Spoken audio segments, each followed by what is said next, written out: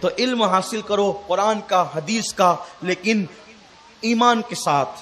ایمان نہیں رہے گا کچھ نہیں رہے گا، اور ایمان تو چھوٹی چھوٹی باتوں سے بھی چھن جاتا ہے، لیکن اگر ولیوں کا دامن پکڑو گے تو انشاءاللہ ایمان باقی رہے گا۔ بس بات اینڈ کر دو ایک بات پر، بڑی مشہور بات ہم سنتے سناتے رہتے ہیں، لیکن حصول برکت کے لیے بتا دوں، جہاں علم کام نہیں آتا وہاں عرفان کام آتا۔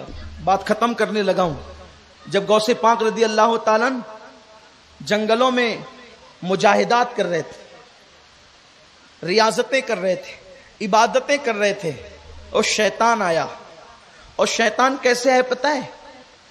شیطان کیسے آئے؟ غوث پاک خود کہتے ہیں، ملا علی قاری نے لکھا ہے کہ شیطان ایسے آیا کہ نور ہی نور تھا۔ توجہ، نور ہی نور تھا۔ اس کا مطلب کبھی کبھی شیطان بھی نور لاتا ہے، لیکن شیطان کا جو نور ہوتا ہے وہ نور نہیں ہوتا، وہ دھوکا ہوتا ہے، دھوکا۔ اب شیطان جو چاہے انداز اختیار کر لے، جو چاہے شکل بنا لے، جو چاہے طریقہ اختیار کر لے، اور پتا چلا کہ ہر جگہ نور کے نام پہ پھسل مت جایا کر۔ ہر جگہ نور کے نام پہ، کہیں کہیں نور کے نام پہ میک اپ بھی تو ہوتا ہے نا، تو اس لیے نور پہچانو، نور کسے کہتے ہیں۔ آسان چیز بتا دوں، نور کی پہچان، جہاں نبی سے اور آل نبی سے وفاداری ہوتی ہے اسی کو نور کہتے ہیں۔ اس لیے کہ اور جگہ 55-60 جانے کے بعد بھی کبھی نور نہیں ملتا، اور نبی کے گھرانے کا حال یہ ہے کہ تیری نسل پاک میں ہے۔ اہل سنت کا امام کہہ رہے ہیں تیری نسل پاک میں ہے بچہ بچہ نور کا، تو ہے عین نور، تیرا سب گھرانہ نور کا۔ تو نور تو یہاں ہوتا ہے، اور پھر جو ان کی جوتیاں سروں پہ رکھتے ہیں پھر ان کو خیرات میں نور ملتا ہے۔ نور کسی کو وراثت میں ملتا ہے اور نور کسی کو خیرات میں ملتا ہے۔ جنہیں خیرات میں ملا وہ بھی قابل تعظیم ہے، جنہیں وراثت میں ملا وہ بھی قابل تعظیم ہے، لیکن نور ملنا چاہیے، اور نور وہیں ملتا ہے جس کا تعلق نور سے ہوتا ہے۔ آپ بہت پرانے مقرر لوگ کو سنتے ہوں گے تو آپ کو پتا ہوگا، مالیگاؤں والے بہت تقریریں سن چکے ہیں۔ اسی زمین پر ہمارے بزرگ علامہ سعید اعجاز کامٹوی رحمۃ اللہ علیہ کو لوگوں نے سنا، پھر ان کے اور سینئروں کو علامہ نظامی کو سنا، اور سینئروں کو لوگ سنتے رہے۔ ہمارے بڑے بزرگ علماء اکثر قوم کو سمجھانے کے لیے مثال دیتے تھے، بھیا پاور ہاؤس سے جس کا تعلق جڑتا ہے اسی کا بلب جلتا ہے نا، اسی کا بلب جلتا ہے۔ تو اب پتہ چلا نور والے گھرانے سے جس کا تعلق جڑتا ہے تو اسی کو تو نور ملتا ہے نا۔ جس کا تعلق نور والے گھرانے سے نہیں ہوگا، جو نور والے گھرانوں کو دیکھ کر کے منہ چڑھائیں، منہ ٹیڑھا کریں، پھر ان کے بلب کیسے جلیں گے؟ ارے ان کے بلب تو نہ یہاں جلتے ہیں نہ وہاں جلتے ہیں، بلکہ وہ خود جلتے ہیں۔ ان کے بلب نہیں جلتے، وہ خود جلتے ہیں۔ اور نور والے گھرانے پر جو قربان ہوتے ہیں، کنیکشن قائم کرتے ہیں۔ غوث الاعظم سے نور والا گھرانہ ہے، غریب نواز سے نور والا گھرانہ ہے، مخدوم اشرف سے نور والا گھرانہ ہے، وارث پاک سے نور والا گھرانہ۔ ارے ان سے جو جڑے ہیں ایسے نور والے ہو گئے کہ لوگ فرق نہیں کر پاتے کہ یہ ہے کہ یہ ہے۔ نور والوں سے جڑ کر دنیا نے دیکھا نا، امام اہل سنت جب آل رسول احمدی کے پاس مرید ہونے کے لیے گئے تو آپ نے اپنے دل کا فوکس ان پر کیا ڈالا؟ جب باہر نکلے تو لوگ پہچان نہیں پا رہے تھے کہ یہ آل رسول ہے کہ یہ آل رسول، یہ آل رسول ہے۔ پھر کیسے پہچانا؟ اس طرح پہچانا، جس کی داڑھی سفید تھی وہ آل رسول ہے، اور جس کی داڑھی کالی تھی وہ اہل سنت کا امام ہے۔ تو نور یہ بناتا ہے انسان، بیچاروں کو جن کو نور کی معرفت ہی نہیں۔ تو یاد رکھنا، شیطان بھی کبھی کبھی بہکانے کے لیے نور لاتا ہے۔ تو آیا نور، اور وہ بھی کس کے سامنے؟ توجہ، جو لوگ سونا کبھی نہ دیکھیں ان کو تو بکری دکھا کے بھی آپ کہہ سکتے ہیں کہ یہ سونا ہے، اس نے دیکھا ہی نہیں سونا نا۔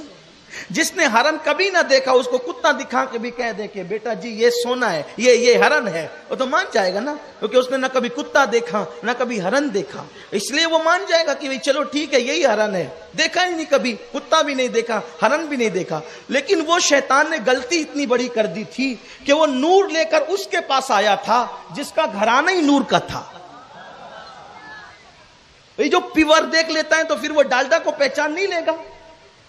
پانی برسایا, غوث پاک بہت پیاسے تھے, پانی برسایا, غوث پاک نے پانی پیا, اور اس کے بعد اس نے کہا عبد القادر تیری عبادتی اتنی مقبول ہوئی, ہم نے سارے حرام کا اب تجھ پہ حلال کر دیے.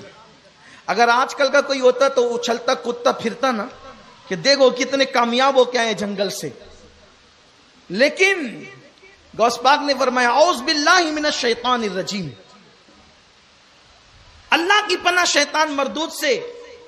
او بدبخت, اللہ کی یہ شان نہیں کہ اللہ حرام کام کسی پہ حلال کر دے, کیونکہ حرام اسی لیے حرام ہے کہ وہ اچھی چیز نہیں, بری چیز اللہ کیسے حلال کرے گا.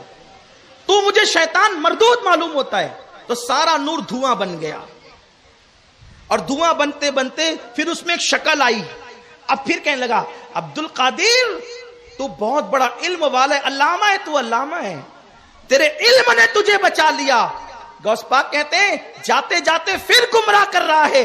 بدبخت, اگر کسی کا علم کسی کو بچا لیتا تو بہت بڑا عالم اور علامہ تھا, تیرا علم تجھے بچا لیتا. لیکن سن, مجھے میرے علم نے نہیں, میرے اللہ کے کرم نے بچایا ہے. اس نے پھر کہا عبد القادر اس منزل پر آ کر تو میں نے لوگوں کے ایمان چھین لیے ان کے علم کی تعریف کر کے, لیکن غوث پاک کہتے ہیں علم نے نہیں, اللہ نے بچایا. تو دیکھو یہ علم کی برکت ہے, لیکن علم کی برکت کب نصیب ہوتی ہے؟ جب ایمان نصیب ہوتا ہے. اس لیے اپنے بچوں کو علم ضرور سکھاؤ, حافظ بناؤ, عالم بناؤ, قاری بناؤ, مفتی بناؤ, لیکن ان کو رسول اللہ کا غلام بناؤ, صحابہ کا غلام بناؤ, اہل بیت کا غلام بناؤ. آقا نے کیا فرمایا؟ اپنی اولاد کو 3 باتیں سکھاؤ. پہلی بات نبی کی محبت, دوسری بات اہل بیت کی محبت, اور تیسری بات قرآن کی تعلیم. قرآن کی تعلیم سے پہلے نبی نے 2 چیز بیان کی, نبی اور آل نبی کی محبت. اب پتہ چلا قرآن پڑھنا انہی کو فائدہ دے گا جنہوں نے نبی اور آل نبی کی محبت کے ساتھ قرآن پڑھا ہے. اس لیے آپ سے گزارش ہے کہ یہ ساری برکتیں کہاں ملتی ہے؟ وہیں ملتی ہے جسے کہتے ہیں اہل سنت کا ہے بیڑا پار, اصحاب حضور نجم ہے اور ناؤ ہے, اطرت رسول اللہ کی. ورنہ یاد رکھنا تقریریں ہر جگہ ملے گی, تحریر ہر جگہ ملے گی, ایمان ہر جگہ نہیں ملے گا. ایمان رسول اللہ کی غلامی میں ملے گا. اور میں اپنے جوانوں کو نصیحت کرتے ہوئے کہوں, دیکھو صحابہ علم کیسے حاصل کرتے تھے. ہم نے بخاری پڑھی تو علم ملا, قرآن پڑھا تو علم ملا, مسلم پڑھا تو علم ملا, لیکن وہاں تو بخاری اور مسلم کا وجود ہی نہیں تھا. لیکن عبداللہ ابن مسعود سے کسی نے پوچھا, او ابن مسعود آپ تو معلم الامہ ہے, پوری امت کے معلم اور استاد ہے, آپ کو اتنا علم کیسے ملا؟ فرماتے ہیں میں حضور کے پیچھے پیچھے گھومتا تھا. آقا علیہ السلام جب نالین اتار دیتے تھے تو حضور کی نالین اٹھا کر میں اپنے سینے سے لگا لیتا تھا. تو اللہ تبارک و تعالیٰ نے حضور کی نالین کو سینے سے لگانے کی برکت سے مجھے اتنا بڑا عالم بنا دیا.